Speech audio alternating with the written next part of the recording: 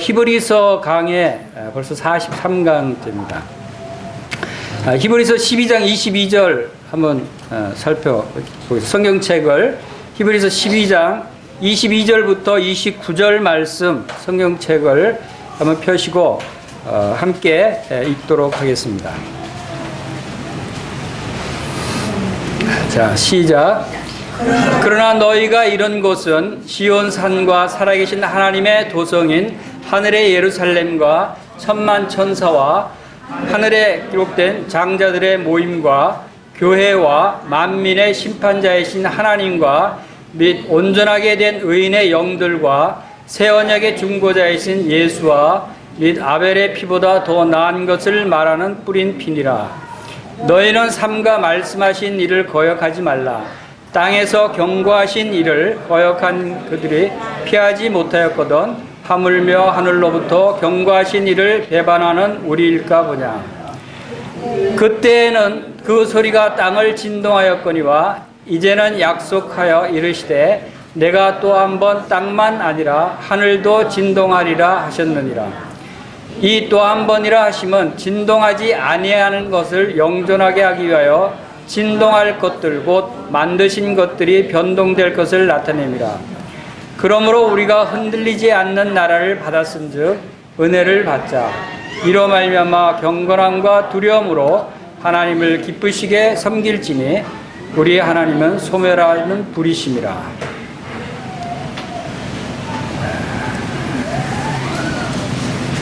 이제 히브리서 12장 초반에서 지난 시간에는 은혜에 이르는 길에 대해서 우리가 상고해 봤습니다.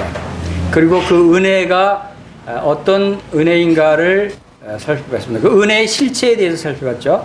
그 실체는 바로 22절에 나오는 바로 이러한 것입니다.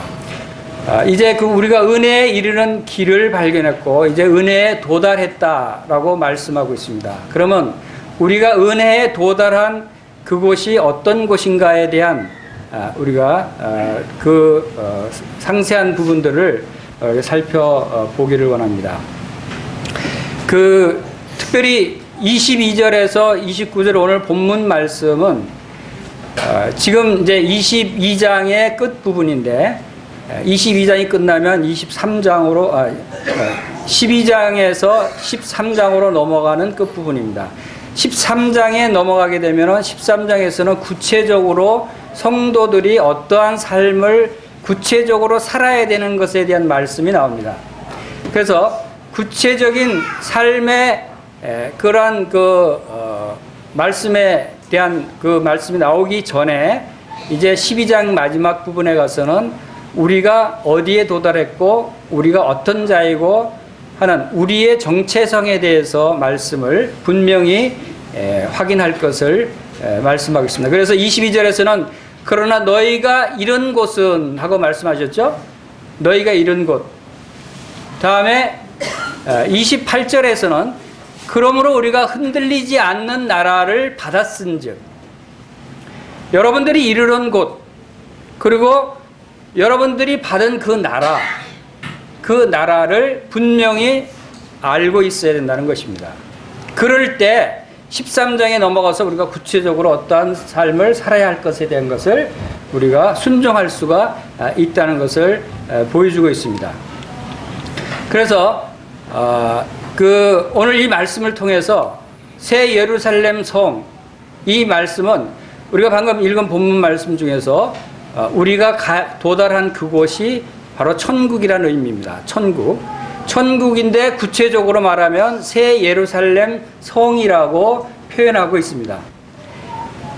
자, 이 새 예루살렘 성에 도달한 여러분들 자신이 어떠한 자인가를 분명히 아는 것이 중요합니다. 그래서 먼저 당신은 누구입니까?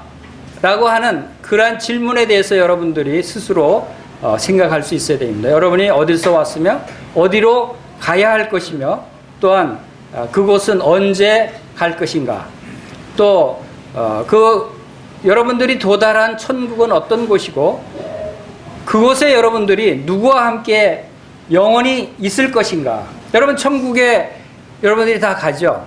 그곳에서 누구와 함께 살 것입니까? 어떤 일들을 할 것입니까?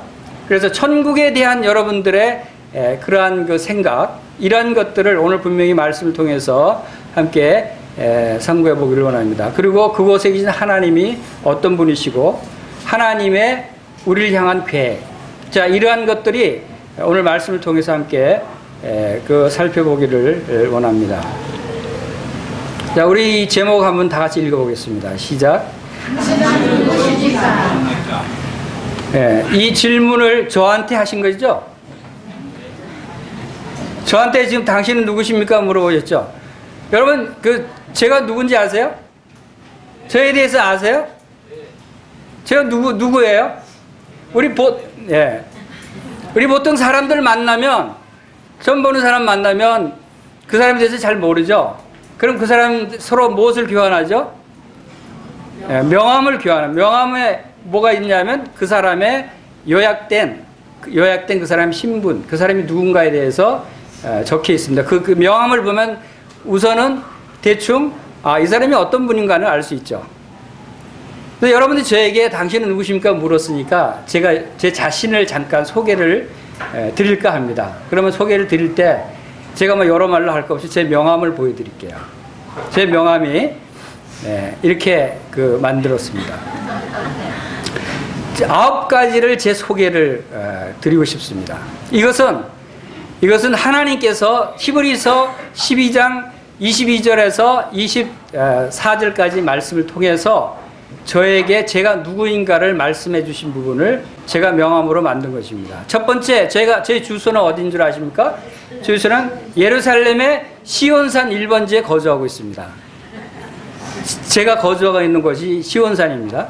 두 번째, 하나님의 도성인 하늘의 예루살렘의 시민권자예요.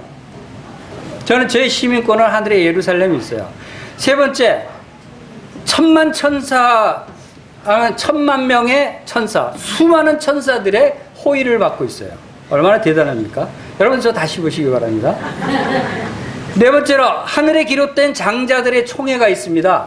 천국에. 그 총회의 연구회원이에요, 저도. 그리고 교회가 있다고 그랬어요, 천국에. 저는 영등포 교회의 성도인 것을 분명히 천국에서도 이야기할 수 있습니다. 그리고 여섯 번째로, 만민의 심판자이신 하나님이 천국에 있는데 그 하나님의 아들이에요. 여러분, 저 무시하지 마세요. 하나님의 아들입니다. 그리고 온전하게 된 의인의 영들이 있어요. 그 중에 저도 함께하고 있는 거예요. 온전하게 된 의인의 영들의 그 모임의 연구회원이에요. 그리고 여덟 번째, 새 언약의 중보자이신 예수님이 있는데 그 예수님의 제자입니다. 그리고 어린 양 예수의 핏부림이 있다고 했는데 그 핏부림을 받은 거룩한 형제입니다. 제가 이제 누구인지 좀 아시겠습니까? 저 이런 사람입니다. 대단하죠? 여러분도 대단해요. 똑같아요. 여러분도 이런 명함을 제가 만들어 드릴까요? 여러분 명함도 똑같은 내용으로 만드실 수 있어요. 이것은 하나님께서 분명하게 기록해 주신 하나님의 말씀이기 때문에 누가 뭐래도 변할 수 없는 진리의 말씀이 바로 제 신분입니다. 그럼 제가 겉으로 보이는 제가 아니라 실제는 이런 사람이라는 겁니다. 여러분, 예수님이 이 땅에 계셨을 때 많은 사람들이 예수님을 누구라고 그랬어요? 예수님은 저 목수의 아들, 그 갈릴리 그 가난한 동네에서 난 사람, 이렇게 생각했어요. 많은 사람들이. 그러나 그것이 예수님의 진짜 모습은 아니었습니다. 예수님의 참 모습은 뭐예요? 예수님의 참 모습은 하나님의 아들이셨어요. 하늘과 땅의 모든 권세를 가지신 하나님의 아들로 오신 분이고, 바로 그분이 우리의 메시아, 그리스도 구세주로 오셨던 분이었던 것을 많은 사람들이 알지 못했어요. 본래의 예수님의 신분을 몰랐던 거죠. 여러분도 이런 대단한 신분을 가지고 있는 거예요. 이런 것을 사람들이 알아주지 못해요. 알아주지 않는다고 여러분들은 서글퍼하지 마세요. 분명히 하나님은 여러분들을 인정해 주시고 알아주신다 하는 것을 여러분들이 기억하시길 바랍니다. 자, 여러분, 새 예루살렘 성은 바로 천국을 의미합니다. 그래서 천국은 성도들의 최종적인 본향입니다. 천국, 그래서 구약의 많은 의인들이 바로 그 본향을 바라보고 그들이 이 땅에서 나그네 삶을 살 수 있었던 것입니다. 그리고 하늘의 예루살렘이 땅으로 내려와 새 예루살렘이 된다고 말씀하고 있습니다. 그리고 고린도전서 15장에서는 영혼의 세계에서 하나님이 친히 통치하시는 나라, 그것이 바로 하나님의 나라다. 그래서 누가복음 17장 20절에서는 바리새인들이 하나님의 나라가 언제 임합니까? 하고 예수님께 물었어요. 그때 예수님이 뭐라고 말씀하셨습니까? 하나님의 나라는 볼 수 있게 임하는 것이 아니고 또 여기 있다 저기 있다 못하리니 하나님 나라는 너희 안에 있느니라 그랬어요. 하나님 나라는 여러분 속에 있다고 하는 사실을 여러분들이 기억하십니다. 천국에 가는 것이, 하나님 나라에 가는 것이 우리에게 예정돼 있어요. 실질적인 실체는 아직 우리가 그 천국에 도달하지 않았지만, 그러나 우리 마음속에 있는 천국의 영역에는 이미 우리 마음속에 들어와 있다는 거예요. 이것을 여러분들이 잘 구별할 수 있으면 좋겠습니다. 그리고 디모데후서 4장 18절 우리 다 같이 읽어보겠습니다. 시작. 주께서 나를 모든 악한 일에서 건져내시고 또 그의 천국에 들어가도록 구원하시리니 그에게 영광이 세세 무궁토록 있을지어다. 아멘. 그의 천국에 들어가도록 우리를 구원하실 것이다 라고 말씀하십니다. 여기서 구원은 이미 우리가 구원받았지만, 그러나 그리고 천국에 우리 마음속에 천국이 있고 천국의 영역에 들어왔지만, 그러나 실제 새 예루살렘 성이 임하는 그 실체에 우리가 도달하게 되는 날이 또 있을 것이라는 것입니다. 그것은 그때 우리가 변화될 것을 말씀하고 있습니다. 자, 그래서 이 부분을 우리가 그림으로 잠깐 이해하기 쉽게 표시하면, 우리가 땅에 거하는, 하늘과 땅에 있지만 우리가 땅에 거하는 이 세상에 거하고 있습니다. 이 세상에 거하는 우리가, 여러분들이 예수님을 영접하고 구원받았다면 여러분 과거에 어떤 자들인가를 여러분들이 생각할 수 있고, 여러분이 아직 이 천국에 들어오지 못했다면 현재 여러분들의 위치가 바로 이 세상의 위치입니다. 그래서 과거에 여러분들은 아담의 자손으로, 아담의 범죄로 말미암아 그 죄를 유전받아서 죄인으로 태어났고, 그 죄로 말미암아 우리가 타락한 생활을 하고 저주와 멸망 가운데 빠질 수밖에 없는 사망, 영원한 사망에 빠질 수밖에 없는 그러한 영의 죽음을 당한 자들이었습니다. 이러한 우리 그 과거에 우리가 갈 곳은 어디였습니까? 그것은 지옥 불못이었습니다. 이것이 하나님의 말씀에 예정된 그러한 우리의 모습이었습니다. 그런데 바로 이제 하나님께서 우리에게 영원한 천국에 대해서 예비하시고 말씀하셨습니다. 이것은 이 그림을 보시듯이 하늘에 있는 영원한 천국이 바로 천국의 영역이 이 땅에도 천국의 영역이 자리 잡고 있다고 하는 사실, 이것을 우리가 눈여겨볼 필요가 있어요. 이 새 예루살렘의 영역은 지금도 우리 안에 포함되고 있다고 하는 것이죠. 그것은 에베소서 2장 5절에서 6절에서 예수 그리스도와 함께 우리가 하늘에 안치심 받은 자들이다. 우리가 이미 하늘에 안치심 받은 자들이라고 말씀이 있고, 히브리서 2장 본문 말씀에서 너희가 이른 곳은 시온산과 살아계신 하나님의 도성인 하늘의 예루살렘에 우리가 이르렀다고 하는 말씀을 분명히 하고 있습니다. 이 말씀의 뜻은 뭐냐면, 다시 말해서 이 천국의 영역이 이 땅에 현재 우리가 살고 있는 이 땅에도 영역이 함께 포함되고 있다고 하는 사실입니다. 그래서 현재의 나는 이 세상에 있지만 천국에 살고 있는 거예요. 이것이 우리가 이 세상에 살고 있는 내가 왜 천국에 있느냐라고 이렇게 혼동될 수 있는데, 실제적인 천국은 하늘에서 있고 하나님께서 예비하고 계시지만 그 영향은, 말하자면 그 영토, 영적인 영토는 지금 현재 나에게도 이르렀다. 그래서 여러분 안에 다 하나님이 들어와 계시는 거예요. 우리가 다 하나님의 성전이라고 말씀하거든요. 우리가 다 하늘에 앉혔다고 말씀하고 있는 거예요. 우리가 도달했다라고 말하고 있는 것입니다. 그래서 현재 나는 이 천국의 영역에 들어와 있는 것이고, 이거 우리 현재의 나가 미래의 나로 변화될 과정이 한 번 더 있어요. 그것은 바로 우리가 부활하는 것입니다. 우리 육신의 몸이 영의 몸으로 다시 바뀌는 과정이 한 번 더 있어요. 우리가 만약에 이 땅에 육신의 몸이 죽게 되면 그 죽은 흙으로 돌아가지만 주님이 재림하실 때 우리가 모든 죽은 자들이 공중으로 끌어올려지는 영의 몸으로 있고 다시 올려질 때 우리가 미래에 나가 다시 태어나는 것입니다. 그때 우리는 영원한 천국에서 주님과 함께 영생 복락을 누리게 된다고 하는 것입니다. 자, 지금 그러나 그 중요한 것은 지금 현재의 나가 이 세상에 있지만 여전히 천국의 영역에 있는 자이다 라고 하는 사실이 중요한 것입니다. 참고적으로 우리가 하나님께서 이러한 계획을 우리에게 천국을 주시기 위해서 하나님께서 이미 창세 전부터 우리를 예정하시고 우리를 택하시고 우리를 부르신 우리를 영화롭게 하시고 우리를 영화롭게 하신 우리를 이제 하늘의 새 예루살렘 성으로 인도하실 계획을 이미 다 갖고 계시고 이 성경 말씀이 그것을 말씀해 주고 있다 하는 것입니다. 그래서 하나님의 계획의 파노라마를 잠깐 살펴보면 창세기에서 하나님께서 천지를 창조하셨습니다. 전체적으로 시대적으로 구별하면 7가지 시대를 우리가 나눌 수가 있어요. 그것이 천지 창조라는 에덴 동산 시대로 첫 번째 구분한다면, 두 번째는 이제 에덴 동산에서 추방해서 이제 홍수의 심판이 있기 전까지의 시대, 그것을 양심 시대라고 우리가 구분을 합니다.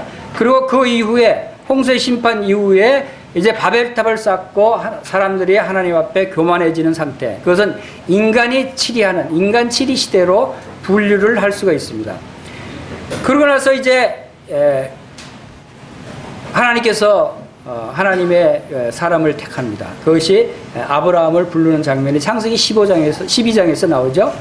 이 아브라함을 부르는 이때까지, 창세기부터 아브라함 시대까지를 2000년의 시간이 흐릅니다. 그리고 그 시대를 족장시대, 아브라함 이후의 시대를 족장시대라고 합니다. 그리고 바로 그 출애굽까지의 족장시대가 끝나면 이제 이스라엘 백성, 이스라엘이라고 하는 나라를 세우기 위해서 아브라함의 후손들을, 족장들을 통해서 이제 애굽에서 많은 그 사람들이 그 무리가 이루게 하고 이제 그들을 출애굽시켜서 이제 이스라엘 나라를 세우게 하십니다. 그것이 이스라엘 왕국이 바로 하나님께서 하나님의 백성들을 다스리시고 하나님의 백성들을 인도하시는 그림자로 보여주신 것이죠. 그 시대가 바로 율법 시대고, 그 율법 시대의 마지막 부분에서 이 세상을 구원하실 메시아가 이제 탄생하십니다. 그리스도의 탄생과 그리스도의 십자가의 죽으심과 그리스도의 부활 그리고 승천, 이것이 바로 율법 시대의 마지막을 나타내는 것이고, 그리고 그 기간이 바로 아브라함부터 예수 그리스도까지의 기간이 2000년이 흐릅니다. 그로부터 4000년이 흘렀죠. 자, 4000년이 흐른 다음에 이제 부활하신 그리스도께서 이제 성령님을 보내주십니다. 약속대로 성령님을 보내주시고 성령님이 강림하신 그때부터 교회 시대가 열립니다. 6번째 시대가 열리는 거죠. 이 교회 시대가 바로 오늘날 우리의 시대입니다. 자, 이 교회 시대가 얼마나 흘렀습니까? 무려 2000여 년이나 지금 지나가고 있는 것입니다. 그래서 벌써 6000년이 지났어요. 이것이 성경에서 말씀하고 있는 하나님의 계획표입니다. 그 일정표가 앞으로 어떻게 진행될 것인가. 지금 현재 위치가 2014년 위치가 교회 시대의 거의 끝부분이다 라고 우리가 많은 사람들이 생각하고 있습니다. 그러면 앞으로 어떤 일이 전개될 것인가에 대해서 궁금하지 않습니까? 이제 공중재림을 하시는 주님의 모습, 그리고 이제 공중재림하시고 많은 데살로니가전서 4장 말씀대로 많은 사람들이 공중으로 끌어올리는, 우리가 휴거라고 얘기하는 몸의 부활이 영의 몸으로 부활되는 그러한 사건이 이제 교회 시대의 마지막 때에 일어나게 되는 것이고, 그리고 나서 이 세상은 대환란 시대, 하나님의 심판이 이 땅에서 이루어지는 환란 시대가 있게 되고 적그리스도가 나타나게 되죠. 이 시대가 7년이라는 기간이 소요된다고 성경은 기록하고 있습니다. 자, 그러면 그때 이후에는 어떤 시대인가? 그러면 그리스도께서 재림합니다. 공중으로 끌어올려진 성도들과 함께 이 땅에 재림하시고 천년 왕국이 이 땅에서 1000년 동안 이어집니다. 그러면 토탈 몇 년이 지금 흘러갔습니까? 7000년이 흘러갑니다.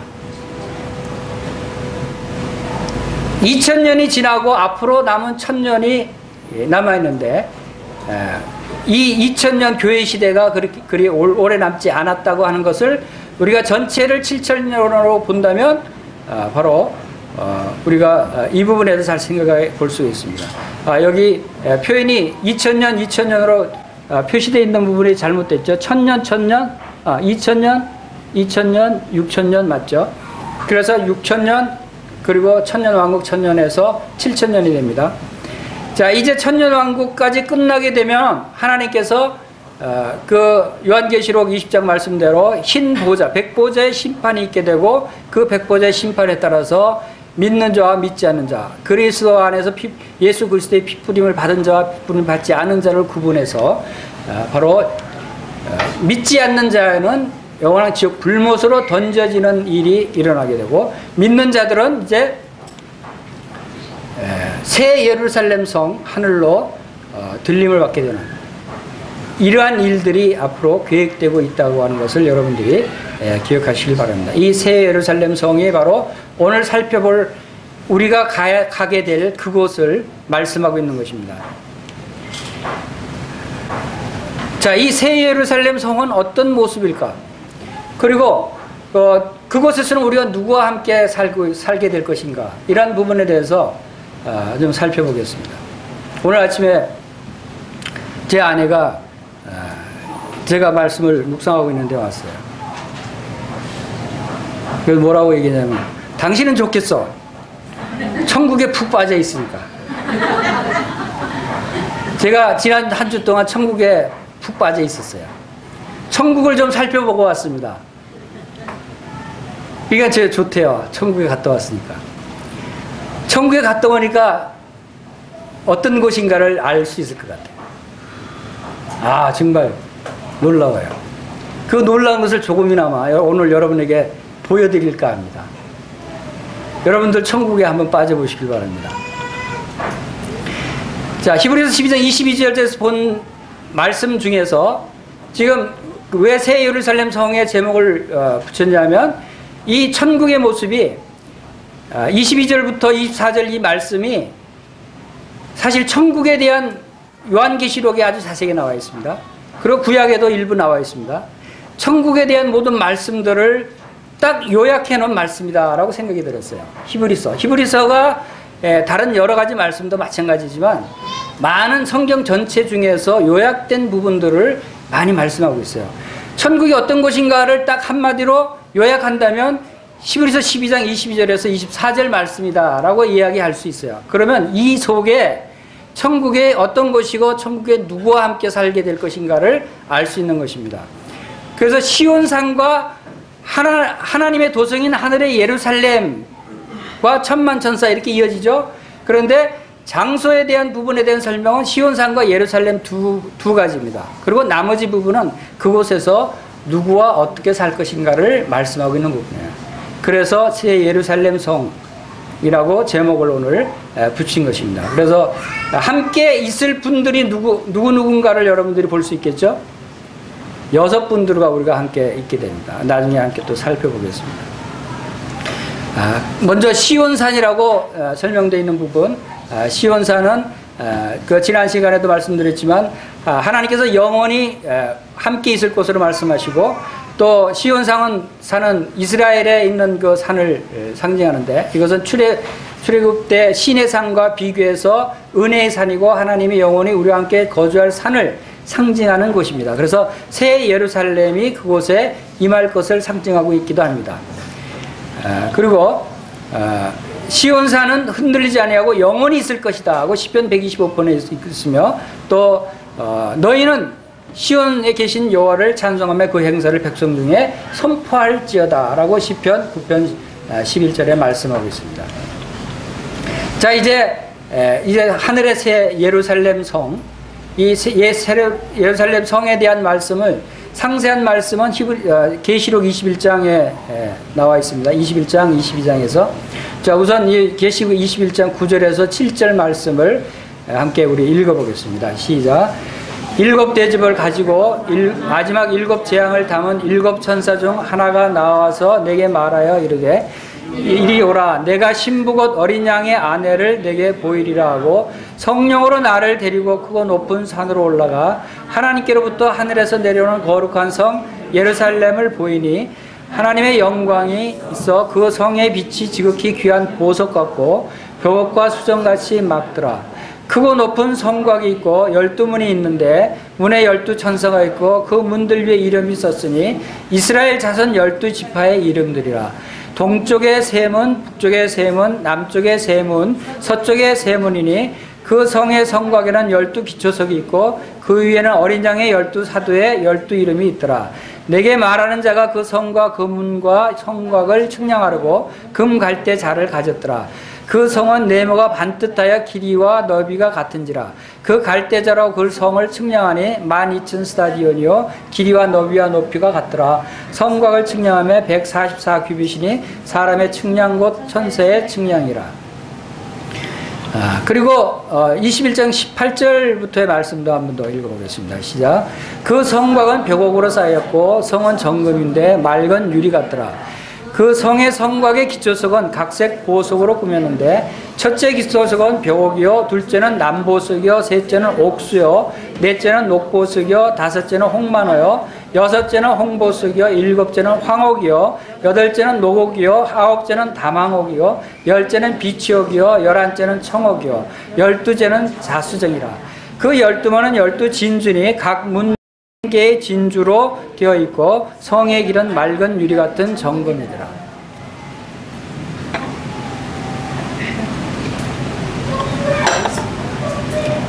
자, 우리가 가서 거할 천국 새 예루살렘 성이 어떤 모습인가를 상세히 말씀하고 있죠. 여러분 감이 잡히십니까? 천국이 어떤 곳인가?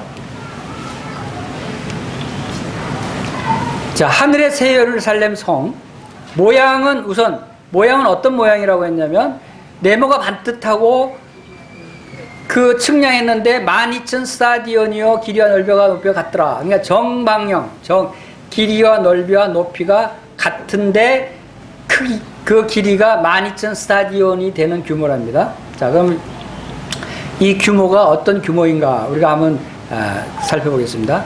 그리고 그 성곽은 벽옥으로 쌓였고 그 성은 정금인데 맑은 유리 같더라. 자, 새 예루살렘 성은 무엇으로 되어 있냐면 정금으로 되어 있어요. 정금인데 맑은 유리 같은 투명한 정금이라는 거예요. 우리가 상상할 수 있겠어요? 우리는 그 불투명한 금이라고 생각하면 이제 불투명한 것만 생각합니다. 투명한 맑은 유리 같은 금이다. 상상이 잘 안 갈 겁니다.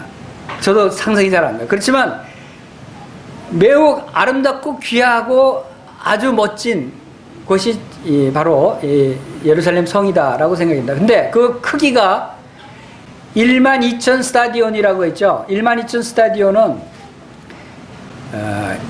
약 2,400km나 된답니다. 12,000 스타디온이. 그것이 한 스타디온이 8분의 1마일인데 약 200m 정도가 되는데 200m를 12,000 곱하기 하니까 2,400km. 2,400km면 한반도가 한 1,000km, 한반도의 한 2배 정도 길이.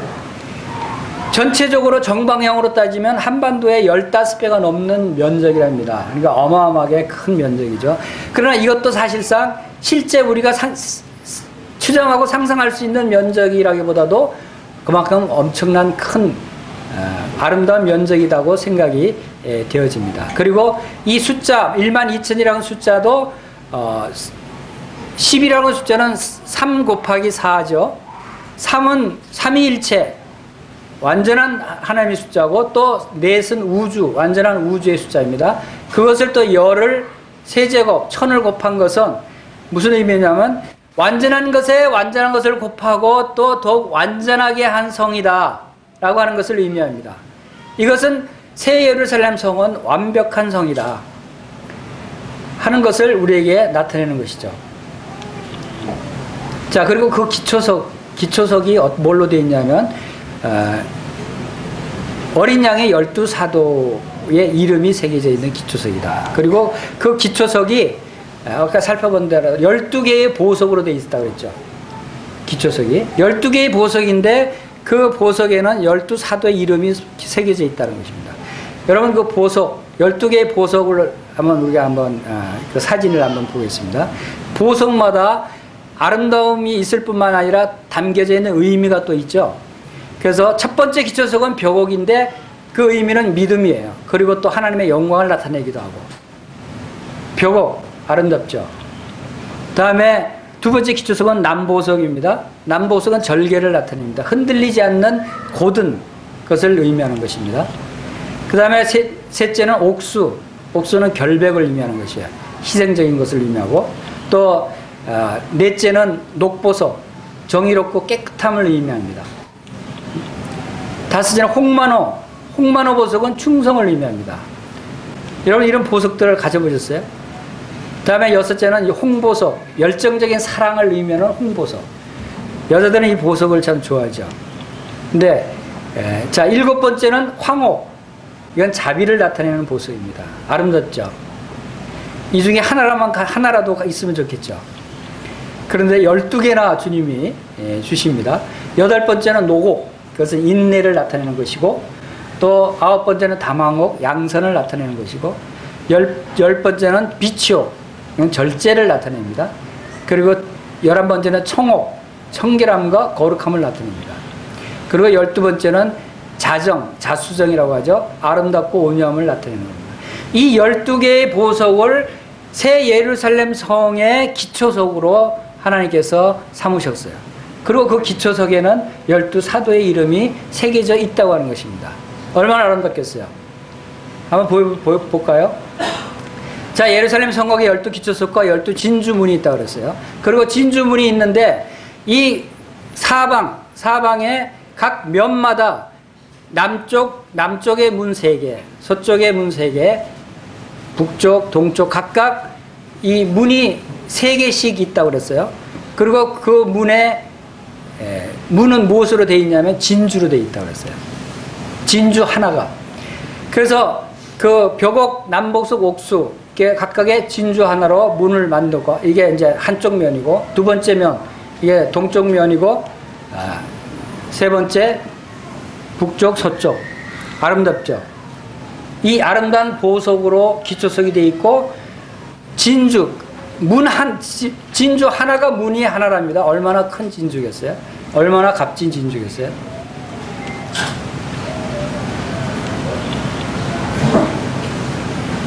이 기초석을 다 쌓아봤어요. 이 보석을 제가 다 그림으로 지금 그려봤습니다. 얼마나 아름답습니까? 보석 각각으로 떨어져 있을 때보다도 이렇게 전체적으로 하나로 모으니까 참으로 아름다운 것을 보게 됐습니다.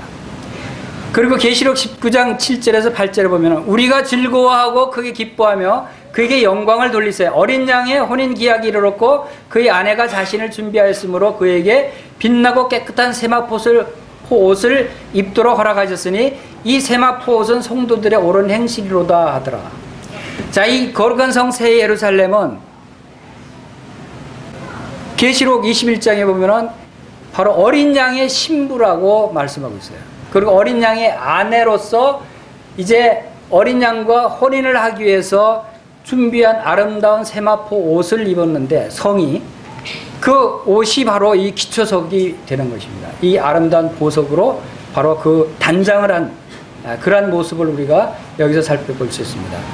새 예루살렘은 우리가 이제 잠시 후에 살펴보겠지만 이 아름다운 보석이 담고 있는 의미를 우리가 기억해야 됩니다. 자, 이것이 새 예루살렘 성 정방형으로 만든 새 예루살렘 성에 겉으로 이 보석으로 기초석을 삼아서 그 벽돌을 쌓아봤습니다. 한쪽 면이 이렇게 아름다운 보석으로 단장이 되어 있고, 또 그 진주로 문 3개가 만들어지는 것입니다. 여기에서는 제가 그림을 정방형으로 다 그릴 수가 없어서 한쪽 면만 보석으로 쌓아봤지만 이게 사방이 다 이런 식으로 만들어져 있다고 하는 것입니다. 그러니까 얼마나 아름다운 성입니까?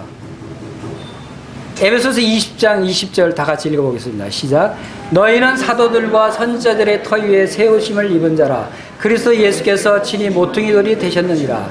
그의 안에서 건물마다 서로 연결하여 주 안에서 성전이 되어가고 너희도 성령 안에서 하나님이 거하실 처소가 되게 하여 그리스도 예수 안에서 함께 지어져 가느니라.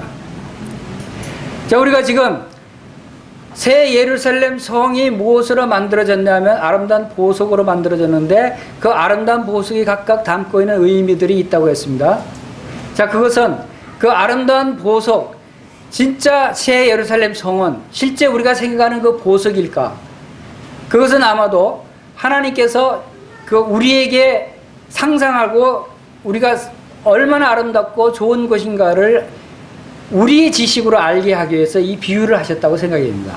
실제 새 예루살렘 성은 우리가 생각하는 이 세상에 있는 보석보다 더 아름다운 귀한 보석들로 단장이 되어 있다고 생각이 됩니다. 그런데 그 보석이 실제로는 영적으로 무엇을 의미하는가 하면 그 성 자체가 어린 양의 신부, 어린 양의 아내로 말씀하셨어요.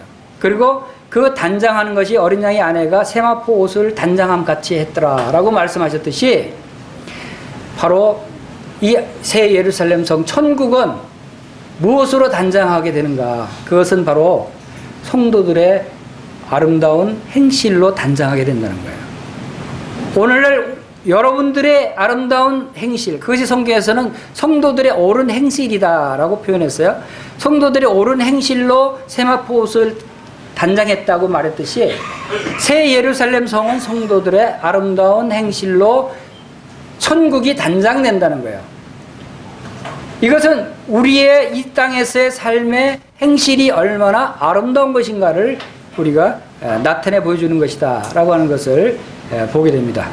자, 이 진주문은 이스라엘 12지파의 이름이 적혀 있다고 그랬고 이 기초석에는 어린 양의 12사도의 이름이 써져 있다고 생각이 됩니다. 자, 이것이 이 아름다운 성곽이 바로 우리의 천국의 모습입니다. 자, 이 보석의 아름다운 모습, 이 보석이 실제로는 무슨 뜻입니까? 바로 믿음과 이 보석의 의미들이 믿음이었고 절개, 결백, 정의, 충성, 사랑, 자비, 인내, 양선, 그리고 절제와 거룩함과 온유함이라고 12개의 보석이 담겨진 의미였습니다. 자, 이 12개의 보석의 의미가 바로 예루살렘 성을 단장하고 아름답게 꾸미는 것입니다. 우리의 행실은, 아름다운 행실은 어떻게 나타납니까? 그것은 갈라디아서 5장 22절 23절에서 성령의 열매 9가지가 우리의 아름다운 행실로 나타나는 것입니다. 여러분 비슷하지 않아요? 보석의 12가지 의미와 성령의 9가지 열매가 나타내는 것이 거의 흡사합니다. 이것은 바로 우리 성도들의 열매를 의미하는 것입니다. 사랑과 일합과 화평과 인내와 자비와 양선과 충성과 온유와 절제, 이러한 것들로 이 새 예루살렘 성이 단장되어지고 아름답게 꾸며져 있다고 하는 사실이에요. 그리고 우리가 그것을 지어져 가고 있다고 하는 것입니다. 계시록 29장에서 세마포 옷은 성도들의 옳은 행실이다라고 말씀하고 있고, 또 우리 에베소서 2장 20절에서는 너희는 사도들과 선지자들의 서위에 세움을 입은 자라, 그리스도 예수께서 친히 모퉁이 돌이 되셨느니라. 그의 안에서 건물마다 서로 연결하여 주 안에서 성전이 되어가고 너희도 성령 안에서 하나님의 거하실 처소가 되기 위하여 그리스도 예수 안에서 함께 지어져 가느니라 라고 에베소서 2장에서 말씀하고 있어요. 사도들과 선지자들의 터 위에 우리가 세우심을 입었어요. 이 기초석은 12사도의 이름이 새겨져 있어요. 이 기초석은 12사도의 터를 말하는 것이고, 우리는 그 위에 세워졌고, 이제 우리는 성령 안에서 하나님의 거하실 처소, 하늘의 예루살렘 성이 되기 위해서 우리가 그리스도 안에서 함께 지어져 간다. 이 벽돌을 우리가 쌓아가고 있는 것입니다. 이 벽돌은 아름다운 보석들이에요. 여러분들의 행실은 아름다운 보석들이라는 거예요. 성령의 열매들이 여러분 가운데, 우리 성도들 가운데 성령의 열매가 나타나는 것은 이렇게 말할 수 없는 아름다운 천국을 이루어가는 것이에요. 이것이 하나님 보시기에 아름다울 뿐만 아니라 우리들이 보기에도 얼마나 아름다운 모습입니까? 이것이 성경은 실제 문자 그대로 실제적인 그 실체를 의미하는 것이기도 하지만, 그것이 나타내는 의미, 상징적으로 나타내는 의미도 또 매우 중요한 부분입니다. 천국은 실체에 있습니다. 새 예루살렘 성도 실체로 있어요. 그리고 그 안에 이 아름다운 모습도 실제로 있습니다. 그러니까 이 실제가 우리가 실제 생각하는 이 땅의 보석이 아니라 성도들의 아름다운 보석과 같은 귀하고 아름다운 열매들로 이어졌다고 하는 것입니다. 성도들의 옳은 행실로 성곽이 지어져 가는 것입니다. 여러분들이 아름다운 성령의 열매를 맺히는 삶을 사는 것이 아름다운 천국을 이루어가는 것이에요. 자, 그것을 다시 정리를 해보면 우리는 살아계신 하나님의 성전이라고 고린도후서 6장에서 말씀하시고, 거룩한 성 새 예루살렘은 신부가 남편을 위하여 단장한 것 같더라고 말씀하시고, 신부 곧 어린 양이 아내를 내게 보이리라고 말씀하셨어요. 그리고 계시록 21장에서 계속해서 거룩한 성 새 예루살렘을 보이니 하나님의 영광 빛이 지극히 귀한 보석 같고 벽과 수정과 같이 막더라 라고 말씀하셨죠. 그리고 그 어린 양의 혼인 기약과 세마포의 옷을 입은 성도들의 옳은 행실이 그 세마포 옷이다 라고 하는 것, 그리고 에베소서 2장 20절에서 우리가 함께 지어져 가고, 또 갈라디아서 5장 22절에서는 오직 성령의 열매, 이 성령의 열매는 바로 12가지 보석이 나타내는 의미와 같다. 이러한 것들로 우리는 아름다운 성전을 이루어 간다고 성경 말씀에서 분명히 말씀하고 있다고 하는 것입니다. 자, 그리고 거룩한 성 새 예루살렘에 12이라는 숫자가 아주 많이 나옵니다. 왜 이렇게 12이라는 숫자만 많이 사용하셨을까? 12지파의 이름, 12천사가 그 문에 지키고, 또 어린 양의 12사도에 12의 사도들의 이름이 써있고, 12가지 보석, 12진주, 생명나무의 12가지 실과, 12 이게 무슨 뜻일까요? 그것은 바로 완벽한 새 예루살렘은 광대하고 아름답고 완전함을 의미합니다. 12이라는 숫자는 완전, 3 곱하기 4가 10입니다. 삼위일체의 3과 또 우주를 나타내는 4. 그래서 아름답고 완전함에 대해서 모든 것이 완벽하고 완전하고 온전하고 영원하다는 것을 이 12이라고 하는 숫자가 나타내는 의미다.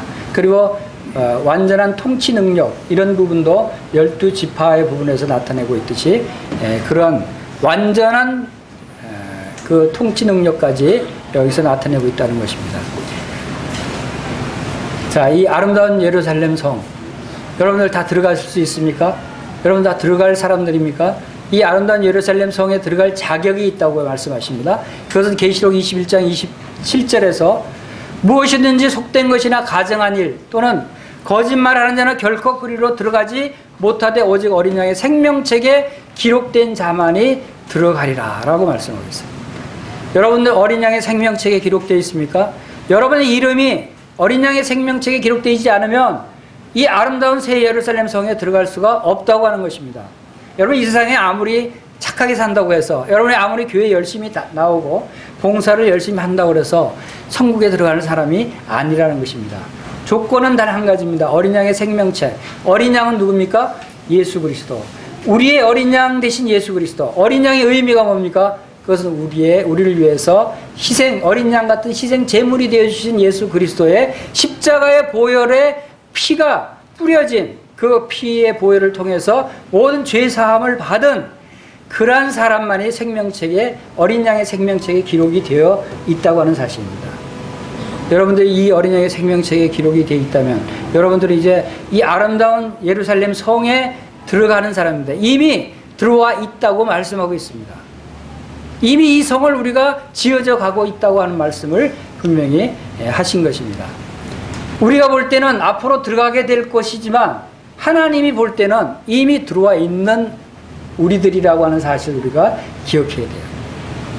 교회는 이미 하늘에 앉히신 바 됐다고 그랬어요. 우리는 아직 안 들어간 것 같죠? 그러나 하나님이 볼 때는 이미 들어와 있는 거예요. 우리는 이 볼 것 없는 이 낡은 건물 안에 예배를 드리고 넓은 건물 안에서 이렇게 교제를 한다고 해서 초라한 것 같이 보이지만, 그러나 여러분, 이 건물이 갑자기 이 아름다운 새 예루살렘 성으로 바뀔 때가 있는 것입니다. 지금 우리가 예배드리고 찬양하고 교제하고 있는 것은 사실상 천국에서 찬양드리고 예배드리는 것과 똑같습니다. 환경만 바뀌는 것뿐이에요. 천국에도 똑같은 모습으로 앉아서 하나님께 예배드리고 하나님의 임재 가까이 나오는 것이에요. 단지 환경만 바뀌는 겁니다. 낡은 건물이 아니라 유리같이 맑은 정금의 황금성에 우리가 들어와 있는 것이고, 그 성곽이 이 12가지의 보석이 아름다운 보석으로 꾸며져 있는 이 아름다웠고 완벽한 천국에 우리가 들어가 있는 것입니다. 환경만 바뀌는 것뿐입니다. 이런 사실을 생각하면서, 그리고 천국에는 또 생명샘이 있다고 그랬습니다. 수년같이 맑은 생명수 강을 내게 보이니 하나님과 및 어린 양의 보좌로부터 흘러나오는 생명수 강이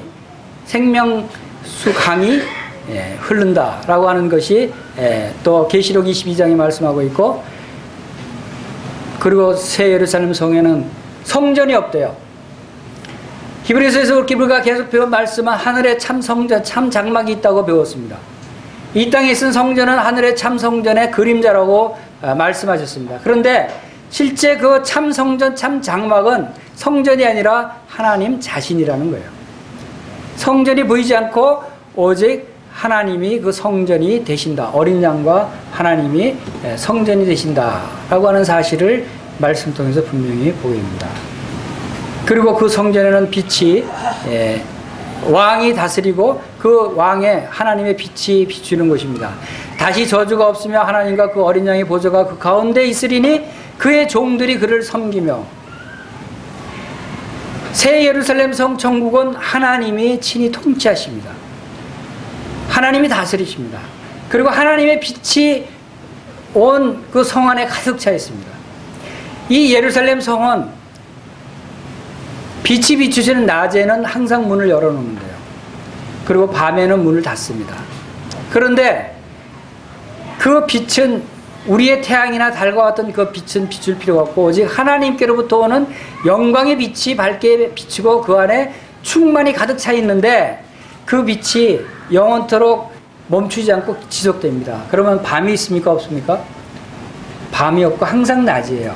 그러면 그 천국 문이 닫힐 때가 있겠어요? 없겠어요? 닫히지 않는다는 거예요. 항상 열려져 있다는 거예요. 항상 낮이기 때문에 항상 열려져 있다. 그러나 열려져 있다고 아무나 들어옵니까? 그렇지 않다. 천사가 딱 지키고 있다고 그랬어요. 그 문에 누가 들어오면 어린 양의 생명책에 이름이 있는가 없는가 확인하고 들여보내는 겁니다. 자, 하나님의 빛이 가득 찬 천국에, 하나님이 다스리는 이 왕국에 하나님이 충만히 거한다는 것입니다. 교회는 바로 하나님의 충만한 것이 교회라고 말씀하셨어요. 하나님의 충만한 것이 교회다. 그건 하나님의 빛이, 하나님의 영광이 이 교회에 충만하다는 것이죠. 그리고 백성들은 하나님은 친히 그들과 함께 계셔서 모든 눈물을 그 눈에서 닦아주시니 다시는 사망이 없고 애통하는 것이나 곡하는 것이나 아픈 것이 다시 있지 아니하리니 처음 것들이 다 지나갔습니다. 여러분, 이 영원한 천국 새 예루살렘 성에서는 우리의 눈물을 닦아주시는 분이 있는데 누가 우리의 눈물을 닦아주십니까? 다 같이 따라합시다. 하나님은 친히 그들과 함께 있어서 모든 눈물을 닦아주시니 라고 말씀하셨습니다. 하나님이 친히 우리의 눈물을 닦아주시고 하나님이 친히 우리를 돌보시고 우리를 인도하시고 우리와 함께 하시오. 그 하나님이 친히 하신다는 거예요. 이것이 얼마나 놀라운 은혜입니까? 그렇기 때문에 그곳에는 슬픈 것이 없죠. 애통하는 것이 없죠. 사람이 죽는 것이 일이 없으니까 곡하는 일이 없죠. 아픔이 없습니다. 그리고 처음 것은 다 지나갔다. 이 땅에 있던 모든 것들이 다 지나갔다고 하는 사실을 우리가 발견할 수 있는 것입니다. 천국에서 자 이제 누구와 함께 있는가에 대해서 살펴보겠습니다. 이 천국은 이러한 천국의 여기 히브리서 12장에서는 바로 6가지에 대해서 말씀하고 있습니다. 자, 천국의 모습을 그리느라고 제가 좀 고민을 좀 많이 했습니다. 천국에 어떤 분들이, 어떤 것들이 있고 어떤 분들이 있는가. 여기 생명수 나무도 있고요. 생명수 강도 있죠. 이 생명수 나무에 12가지 과실도 있습니다. 그리고 하나님의 영광이 있고 천사들이 있고 많은 것들이 있을 것 같아요. 그러나 히브리서 12장에서 말씀하고 있는 그 부분만 제가 정리를 해봤습니다. 천만 천사들이 있다고 그랬고 장자들의 모임이 있다고 그랬고 교회가 있다고 그랬고 만면의 심판자 이신 하나님, 그리고 의인의 영들, 그리고 예수님. 특히 예수님은 어떤 예수님입니까? 새 언약의 중보자이신 예수님이 거기에 함께 하신다는 거예요. 그리고 뿌린 피가 있다고 하는 사실입니다.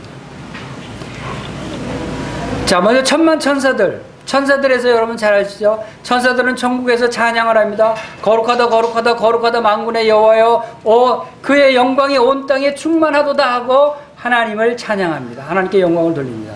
그리고 그들은 섬깁니다. 하나님을 섬길 뿐만 아니라 우리 성도들을 섬긴다고 말씀하고 있습니다. 상속자들을 위하여 섬기라고 보내심이 아니냐. 우리는 천국에 가면 섬김을 받습니다. 천사들이 우리를 섬기는 것입니다. 그리고 성문을, 예루살렘 성문을 지키고 또 하나님의 사자의 역할을 합니다. 하나님이 시키는 모든 일들을 수행하는 것이 이 천사들입니다. 이 천사들이 천만 천사라고 한다는 것은 천만 명의 천사, 즉 수많은 천사들이 우리와 함께 한다는 거예요. 우리는 천사의 호의를, 그래서 제가 명함에 천만 천사의 호의를 받는 사람입니다라고 적을 수 있었습니다. 여러분들도 똑같아요. 그리고 장자들의 모임이 있습니다. 여러분, 이 장자들의 모임은 바로 이스라엘은 내 장자라고 하나님이 말씀하셨듯이 하나님의 백성들을 다 장자로 하나님께서 여기시는 것입니다. 교회는 하늘에 소속된 장자들의 모임이에요. 여러분들도 다 장자들이에요. 유월절 피가 장자들의 그 죽음을 면하게 했던 것입니다. 여러분들은 천국에서 다 장자들의 모임의 소속입니다. 그리고 놀라운 것은 교회가 거기에 있다는 것입니다. 교회가 바로 이 영등포 교회가 천국의 하늘의 새 예루살렘 성에 있다고 하는 것이에요. 여러분, 교회의 성도인 것을, 교회의 지체인 것을 여러분들이 얼마나 영광스러운 것인가를 생각해 보셔야 합니다. 우리는 하늘에 함께 앉으신 바 된 사람들입니다. 그래서 히브리서 3장 1절에 뭐라고 말씀하셨습니까? 함께 하늘의 부르심을 입은 거룩한 형제들아 라고 말씀하고 있어요. 형제 자매들아.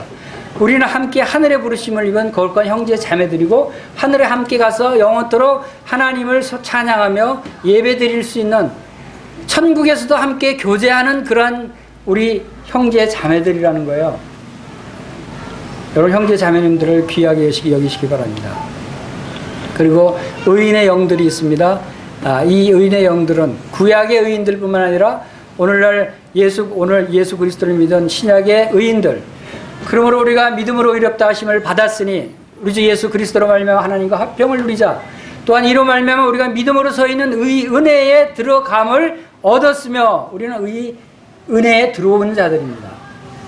그리고 하나님의 영광을 바라고 즐거워하는 자들이에요. 그러한 의인들이에요.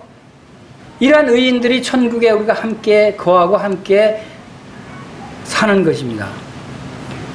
그리고 천국에 계시는 하나님, 이 모든 사람을 심판하시는 하나님이 계시다는 거예요. 여러분, 하나님이 어떤 분이신가를 여러분들이 생각할 때 여러분들은 하나님은 분명히 심판주 하나님이시다. 이 거룩한 성 새 예루살렘에 들어가기 위해서는 이 하나님의 심판을 면할 수 있는 자, 어린 양의 생명책에 기록된 자들만이 들어갈 수 있는 것입니다. 그것은 하나님의 심판에서 어린 양의 생명책에 기록된 자들은 천국에 들여보내고, 생명책에 기록되지 않은 자들은 어디로 보낸다고 했습니까? 각 사람의 행위대로 심판을 받고 사망과 무도 불못에 던지니 둘째 사망 곧 불못이다. 누구든지 생명책에 기록되지 못한 자는 불못에 던지더라. 거룩한 성 새 예루살렘에 계시는 하나님은 심판주 하나님이십니다. 이것은 곧 우리들에게 여기서 지금 말씀하고 있는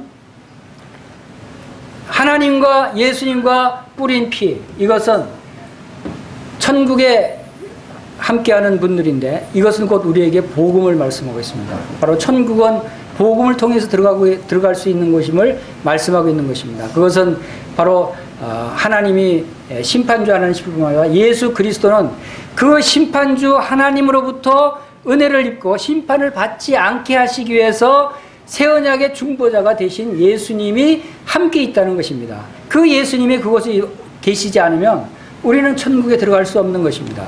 그래서 바로 히브리서에서는 천국에 함께 있는 분들 가운데 예수님을 특별히 새 언약의 중보자이신 예수님으로 말씀하고 있는 것이라고 생각이 됩니다.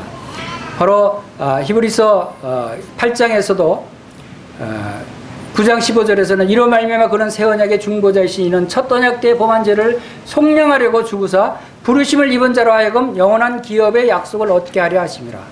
새 언약의 중보자가 되신 예수님에 대해서 말씀하셨고, 그리고 8장에서 새 언약의 어떤 것인가, 그것은 바로 하나님께서 옛 언약에서는 바로 우리가 구원받을 수 없고 천국에 들어갈 수 없지만, 그러나 우리에게 새로운 은혜를 베푸셔서 새 언약 가운데서 그리스도께서 흘려주신 보혈의 피를 말미암아 우리가 이제 우리의 죄를 다시 기억하지 않는 새 언약의 피를 흘려주신 예수 그리스도, 그분을 믿는 자만이 들어갈 수 있다고 하는 사실을 우리에게 보여주고, 그리고 그분이 지금 하나님의 보좌 우편에서 대제사장으로서 우리를 위해서 중보하시고 계시는 그 예수 그리스도가 천국에 함께 하신다고 하는 사실입니다.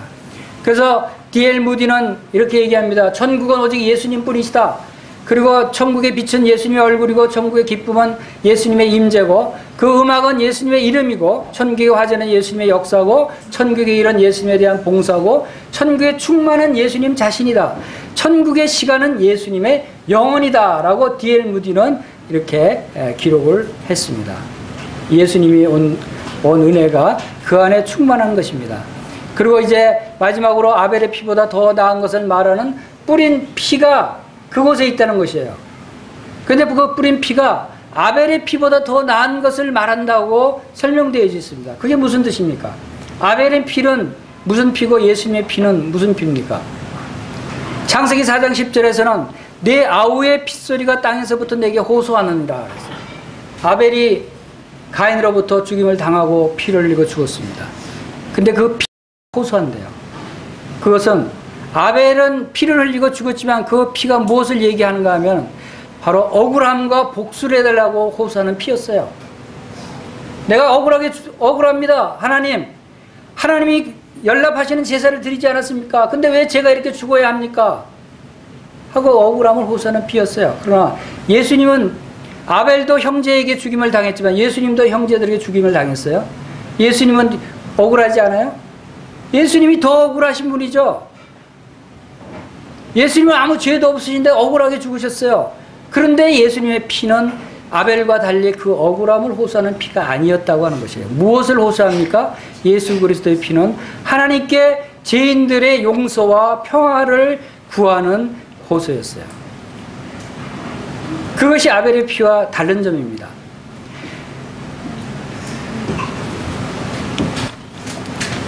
자, 이 어린 양의 피, 특별히 요한계시록의 천국에 대해서 말씀하실 때 의외로 어린 양에 대해서 상당히 많은 부분에 요한계시록에 나옵니다.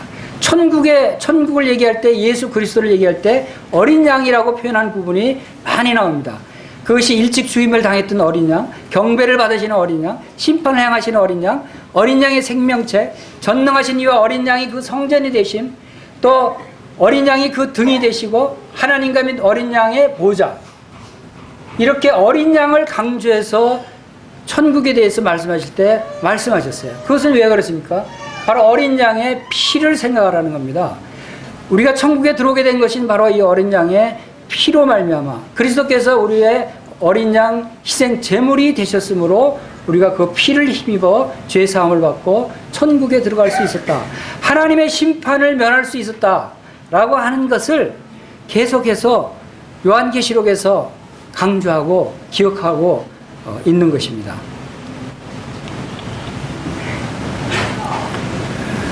지금 시간이 많이 지났습니다. 이어서 흔들리지 않는 나라, 계속해서 본문 말씀에서 25절에서 29절 말씀, 이 천국이 우리에게 새 예루살렘 성이고, 그리고 이 새 예루살렘 성에 대해서 말씀하시고, 이 성은 어떤 나라인가 하면 흔들리지 않는 나라라고 말씀을 하십니다. 시간이 좀 지났지만 그러나 빨리 이 말씀을 마무리할까요? 아니면 다음 시간에 할까요? 아무래도 시간이 좀 더 걸릴 것 같아서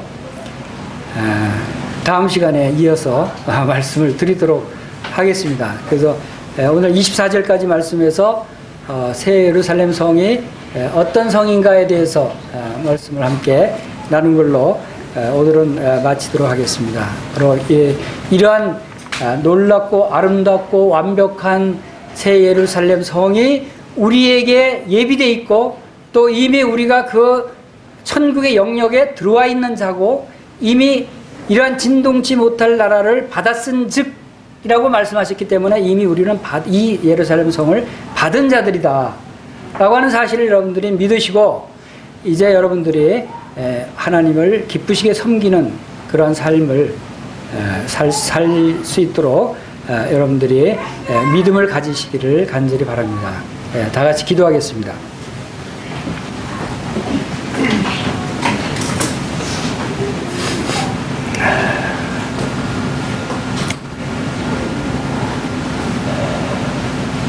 아버지 하나님, 저희 같은 자들을 사랑하셔서 영원히 하나님의 심판을 받고 영원히 지옥 불못에 던져질 수밖에 없는 그러한 죄인들을 이 놀라운 은혜로 구원해 주시고 우리 주 예수 그리스도의 보혈로 말미암아 우리를 구속하시고 구원하셔서 이제 하늘에 놀라운 소망을 갖게 하시니 감사를 드립니다. 저희들을 위해서 창세전부터 예비하셨던 이 새 예루살렘 성이 저희들을 위한 예비된 성이며 하나님께서 저희들을 영원토록 영생 복락을 누리게 하시기 위해서 예비하신 성임을 이 시간 말씀을 통해서 다시금 생각할 때 참으로 감사를 드립니다. 아버지 하나님 또한 이 성을 또한 단장한 아름다운 그 기초석들이 보석의 아름다운 12가지 아름다운 보석으로 꾸며진 그 기초석이 참으로 저희들의 또한 성령의 열매들로 아름답게 지어져 가며 꾸며질 것을 생각할 때 참 저희들을 아름답게 보시고 저희들의 옳은 행실들을 귀하고 아름답게 보시는 아버지 하나님의 그 은혜와 긍휼을 이 시간 감사를 드립니다. 저희들이 이러한 하나님의 뜻에 합당한 삶을 살 수 있도록 아버지 하나님 성령의 열매를 저희들의 삶 가운데 맺을 수 있도록 성령님께서 저희들을 인도하시고 함께 해주시기를 원합니다. 또한 성도들의 그러한 삶의 모습이 얼마나 아름다운 모습인가를 저희들이 기억하며 성도들을 귀히 여기며 또한 거룩하게 여기며 영원토록 함께 새 예루살렘 성에서 함께 살게 될 형제 자매님들을 우리가 귀하게 여길 수 있도록 주님께서 축복하시고 인도해 주시기를 간절히 원합니다. 이 시간에 함께 하신 것을 감사를 드리며 우리 구주 예수님의 귀하신 이름으로 감사하며 기도하옵나이다. 아멘.